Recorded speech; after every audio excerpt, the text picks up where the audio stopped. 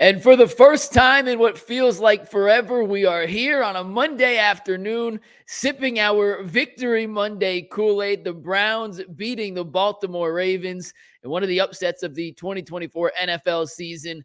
On Sunday, the Browns entered the game as 9.5-point underdogs at home. They leave with the victory, and Jameis Winston is now your starting quarterback and will be for the foreseeable future, according to head coach Kevin Stefanski. Jameis was incredible in his first start with the Browns, and we'll talk about the good and the bad with that. We'll talk about why the Browns waited so long to make the quarterback move, and if it's too little too late, and whether or not they sabotaged their own season. Ken Dorsey was calling plays. Was there a big difference? And the receivers, after being trashed all season, with several local Cleveland reporters saying, well, how's Deshaun Watson supposed to look like a good quarterback when these are the guys he's throwing to? Well, they looked pretty darn good on Sunday with Jameis Winston at the helm. So we're going to dive into it all. But the prevailing question for the Cleveland Browns, not just today, but for the rest of the season, is whether or not making the quarterback switch is too little, too late to save the season. The Browns currently sit at 2-6 in the standings. They're in dead last in the AFC North. They were in contention for the number 1 overall pick before the game against the Ravens, and now all of a sudden, the buzz on the streets of Cleveland is, can Jameis Winston lead this team on a playoff berth chase, or at least put us in contention to be playing meaningful football late into December and early into January? It is absurd how quick things can change, but that's what happens when you see competent quarterback play for the first time all season. Let's take a look at the numbers, because Jameis, in his first start with the Browns, was really, really good. He threw for 334 yards, which is meaningful because if you remember the conversations all season, Deshaun hadn't been able to eclipse 200 yards. And it's not just Deshaun. It's not just Jameis. But we were talking about whether or not Deshaun could break the 200-yard barrier. Well, Jameis in his first start broke the 300-yard barrier. He also threw for 3 touchdowns, had a 115.3 quarterback rating. He wasn't perfect. He threw a couple of passes that should have been picked off, including one to Kyle Hamilton on the play before his game-winning touchdown to Cedric Tillman. That makes no sense whatsoever how Hamilton didn't pick it off. It must have been Jim Donovan smiling down on the Browns from above, playing a little extra defense after he passed away tragically earlier this weekend from a battle with leukemia. It's the only way to explain how Kyle Hamilton doesn't come down with that interception. So the 0 in the interception column is a bit deceiving. I counted 4 that should have been picked off. I counted 2 more that could have been picked off. But woulda, coulda, and shoulda don't matter in reality of football. They only matter with hand grenades and horseshoes. And we ain't playing hand grenades or horseshoes. So you take the 0 and celebrate the win. Jameis was throwing the ball downfield with accuracy.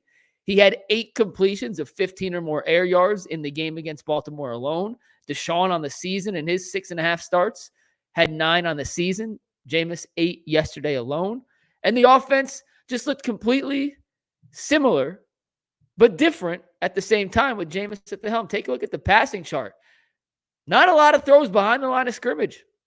More than half the throws beyond 10 yards of air distance, including a couple of big hitters, including the one to Tillman. He had a deep pass to David Njoku that went for a touchdown. That was 23 yards. He hit Tillman on a slant that Tillman picked up some rack yardage on and scored. And all in all, Jameis proved what I think a lot of people thought he could prove. And that is that when push came to shove, he was the best quarterback in the Browns facility. And that's what makes this entire situation and the entire lead up to Sunday that much more frustrating. Kevin Stefanski, over the last 3 weeks, came up to the podium every Monday when asked about would he consider changing quarterbacks, looked us dead in the face and said, no. That thought hasn't crossed my mind. Deshaun Watson is here, and he gives us the best chance to win football games. We did a stream 2 weeks ago, and it was titled, The Cleveland Browns Are Lying to You. And if you didn't believe it 2 weeks ago, I hope you believe me now. The Browns knew that Deshaun Watson did not give them the best chance to win football games. Kevin Stefanski knew it.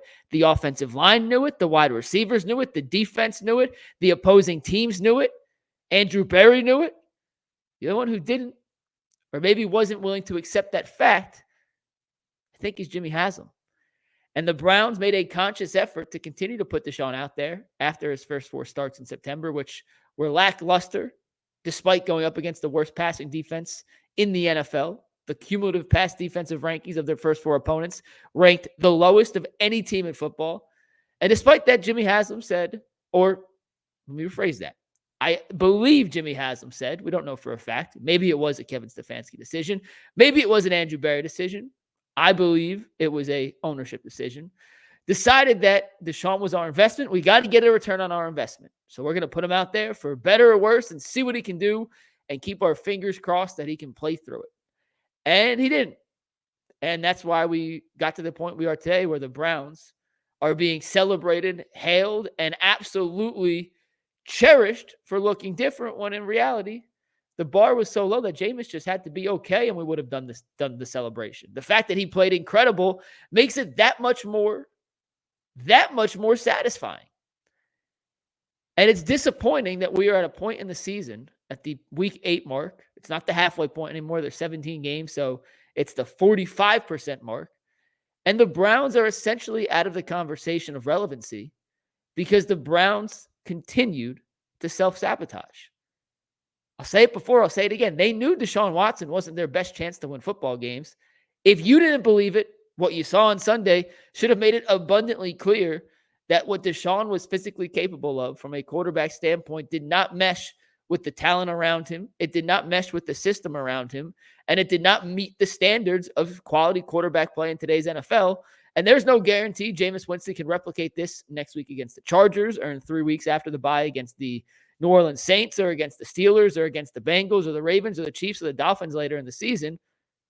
But he did it against the Ravens, one of the best teams in football on Sunday, and he did it in a way that we hadn't, frankly, seen a quarterback do in a while for the Cleveland Browns. I saw a stat on Twitter, and I wish I remember who tweeted this out, so I don't mean to take credit for it, but in the last 6 regular season games for the Cleveland Browns that Deshaun Watson did not start, the quarterback has thrown for 300 or more yards in 5 of them. The final 4 games of Joe Flacco's tenure in the regular season, all 300 plus. And then in week 18 against the Bengals, Jeff Driscoll, he threw for 160 yards. He did not meet that qualification.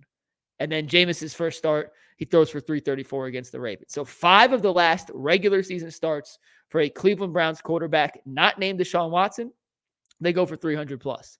In 19 games as the starting quarterback for the Cleveland Browns, Deshaun Watson threw for 300 yards 0 times.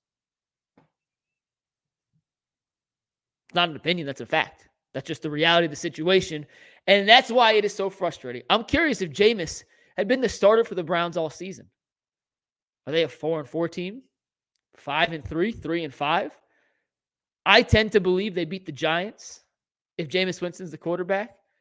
I feel very confident they'd beat the Las Vegas Raiders if Jameis was quarterback. I think they'd have a very good chance to defeat the Philadelphia Eagles if Jameis had been the quarterback. Deshaun did play much better in the second half of that game, but overall, he was coming out of a hole that was essentially unable to be overcome. And because of his play in the first half, the Browns found themselves in such a difficult situation, it wouldn't have mattered despite Deshaun's improved play. So I think they could have 5 wins, which is crazy to say. But we came into this season thinking the Browns had an uber-talented roster, one of the best in football, and what had been holding them back was the quarterback. And then you put in Jameis Winston, who does what he did on Sunday, and it makes everyone else around him look better. The offensive line protected better. Part of the reason Jed Wills was out, DeJuan Jones was in. DeJuan Jones, I thought, despite his PFF grade, played a pretty impressive performance for his first career start at left tackle. Getting Wyatt Teller back certainly makes a big difference. Zach Zinter had not performed well in his limited stint in his rookie season, so getting Teller back, a player of his caliber, also helps. It also fits everyone into their more natural positions, and the interior of the offensive line with Teller and Pocic and Bitonio gets solidified. But I think another reason that the protection was better was because Jameis knew where he was supposed to be through with time, anticipation, and in rhythm, and wasn't scrambling out of clean pockets. The most frustrating part of Deshaun was that although the protection let him down quite frequently, when it did hold up, he was so paranoid that it was going to collapse that he was fleeing the pocket before he had to. And that led to some bad throws, some bad decisions, and more importantly, some missed opportunities on some big-time plays. And Jameis, for better or worse, and we'll talk about the bad side of Jameis in a second because he was not without flaws yesterday. ain't scared to take a hit. And he'll stand in the pocket until the fat lady sings and he is a 320-pound defensive tackle barreling down on him. And when an offensive lineman knows that his quarterback's going to hang in the pocket and he knows exactly where Jameis is going to be, it's easier to block guys because you're not worried about cutting off certain angles. You know exactly the geometry and the angles and precision you need to block a guy to keep your quarterback upright. I saw a tweet this morning from Cleve TA, who does a great job. If you're a Browns fan, you should follow Cleve TA on Twitter. He does a terrific job with some of the analytics. He tweeted out that Jameis had a time to throw in the pocket of 4.23 seconds against the Ravens. That's incredible. Not only is it the most time that any quarterback has had a time to throw this season, but it's the most of any game in the Next Gen's stats database since 2018. The next closest was Justin Fields with a 4.07. Jameis was a 4.23. Fields was a 4.07 in week 10 of 2022. So in the 6+ years that Next Gen has been tracking time to throw, Jameis had more time than any team or any quarterback had since 2018. It's absurd. Absolutely absurd.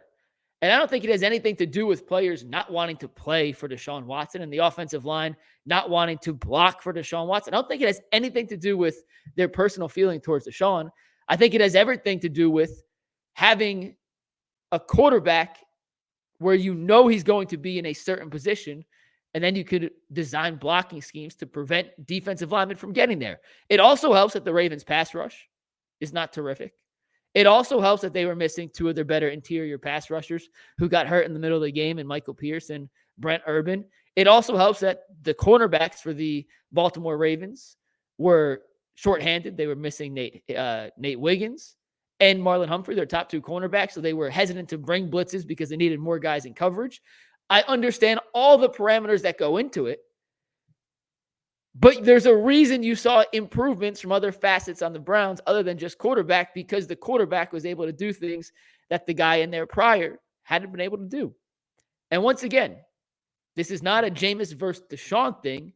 It is simply pointing out some of the stark differences you see from 1 week to the next when the real variable change is the quarterback. And I know people want to say, well, they have a new play caller too, right? I went back and watched every offensive play this morning again. Every offensive play. And the reality is, even though Ken Dorsey was the one calling the plays, the Browns ran almost the exact same offensive scheme that they had been running all season long, or I should clarify, they had been trying to run all season long. They still ran a ton of crossers. The difference is they went into more 12 personnel, a little more under center play action. Part of the reason they hadn't done that in previous weeks is Deshaun had straight up said, I don't like doing that. So they wanted to do it. They hadn't because Deshaun doesn't like it. Jameis is more comfortable. They went back to that. But essentially the sequencing, the way they utilized a lot of the receiving and the receivers and the routes they were running, similar. There were some tweaks. It wasn't exactly copy and paste, but it wasn't like they reinvented the wheel for Jameis Winston. The difference was the quarterback was now executing some of the things that he hadn't been executing in weeks prior. Jameis, for as good as he was, and I'll throw up his numbers one more time, threw for 334 yards, 3 touchdowns, no picks, plus 115 quarterback rating. As good as that is, you got the full Jameis Winston experience yesterday, for better or worse. And in my opinion, in my profession, Jameis is a ton of fun to cover because there's going to be some crazy high highs and some crazy low lows. And against the Ravens, we saw a lot more highs than lows. The reality is Jameis could have thrown 4 or 5 interceptions. Seriously, I said it earlier. I'll say it again. I tracked 4 different throws that I thought should have been intercepted. Not could have been, should have been. And there were 2 more on top of that I thought could have been intercepted. So if everything goes in a certain way, then yeah, Jameis throws 6 interceptions, but that doesn't really matter in this instance. You could also point out the fact that if Kyle Hamilton catches the most gift-wrapped interception in the history of interceptions, Jameis doesn't throw the game-winning touchdown pass to Cedric Tillman, and we're looking and having a very different conversation today than we're having because the Browns lost, are 1-7, and they're in full sell, retreat, disaster mode. But it's not hand grenades, and Kyle Hamilton dropped the interception, and then Jameis comes back with the resiliency and throws the game-winning touchdown. And that's what's going to make these next couple of weeks fun. The disappointing thing is It's already too late. And there is a chance, and let me make this very clear. There's a chance the Browns can run the table and they could win their next, 9 games and finish the season 11-6. There's a chance. There's a chance that the Browns next week against the Chargers come out and look like the Browns of the previous weeks. It could happen. I just mentioned there could have been 6 interceptions from Jameis.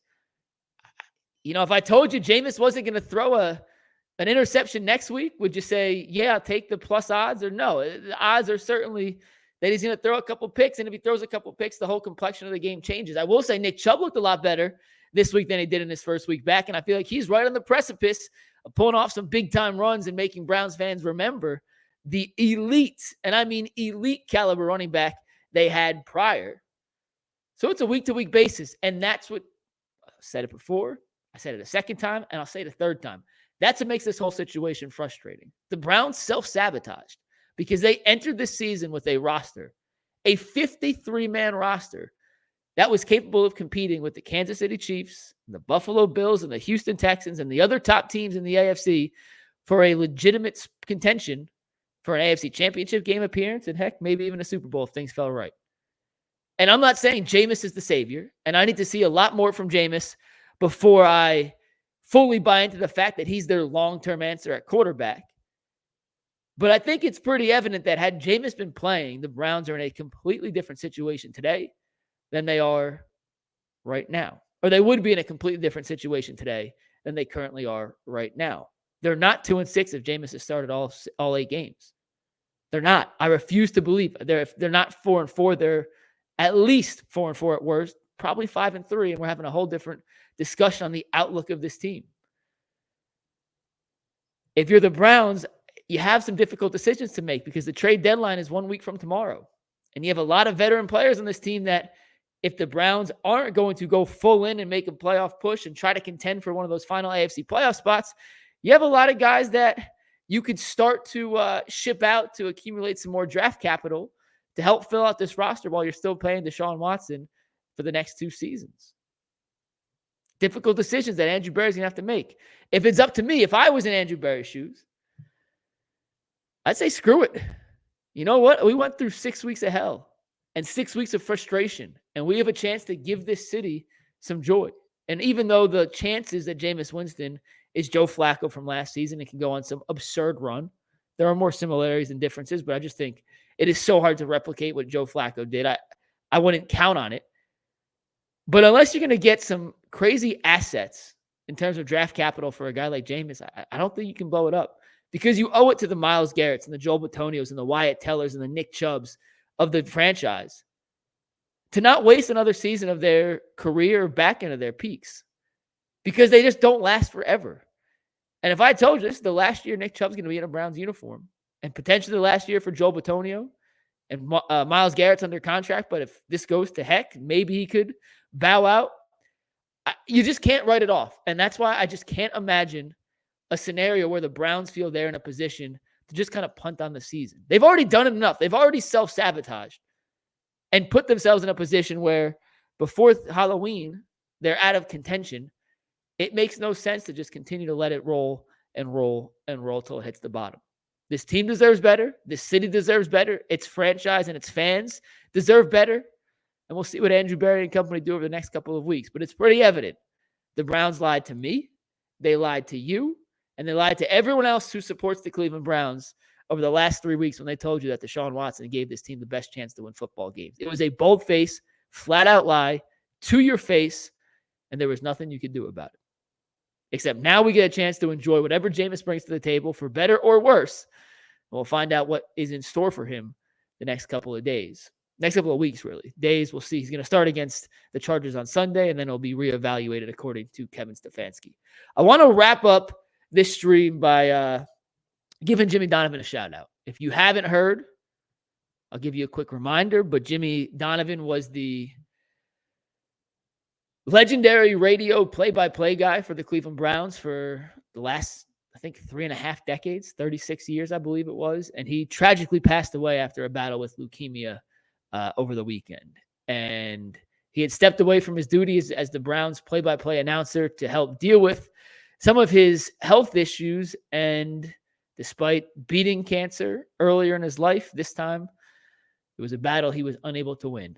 Jimmy is one of those guys who, across all of football, was known for being as good as anyone in the business. And on Sunday Night Football last night, Mike Tirico and Chris Collinsworth paid tribute. If you go back and listen to the Ultimate Cleveland Sports Show today, all the panelists gave a few minutes of their thoughts on Jimmy. And I just wanted to say, as someone who was lucky enough to work in the same building as Jimmy Donovan for the last 2.5 years, he was a really special guy who kind of went out of his way to make sure you felt at home with what you were doing. He was always willing to lend a helping hand in any way he could, if it was related to a cause he was working on or if it was related to the Browns. And it felt weird not being able to go back and listen to Jimmy's rendition of the game-winning touchdown to Cedric Tillman or the final incomplete pass from Lamar Jackson and hearing his enthusiasm and his passion and his version of the events in the aftermath of the win. And it just didn't sit right.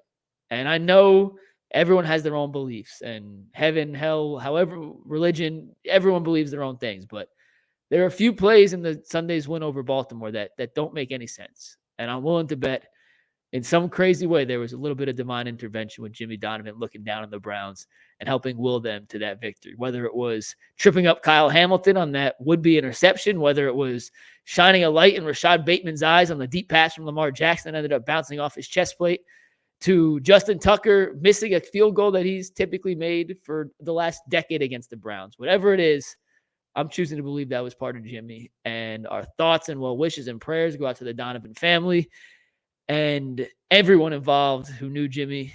We lost a friend, we lost a mentor, and we lost a legend in the game. So, Jimmy, thank you for everything you've done for us, for me personally, and we'll see you upstairs at some point. But hopefully your family's doing well. And if you have a few minutes, make sure you're sending your thoughts, prayers, and well wishes to the Donovan family. They need it. The Browns community needs it. And as bad as anyone else, they needed that win on Sunday. We're back on Wednesday with another Bleacher Report NFL trade deadline edition for the Browns. Should they be buyers? Should they be sellers? We'll tell you on Wednesday. For now, I'm Mikey McNuggets. I'm on the Ultimate Cleveland Sports Show. You can find me on Twitter at Mike Lucas TV. We'll see you then. Peace.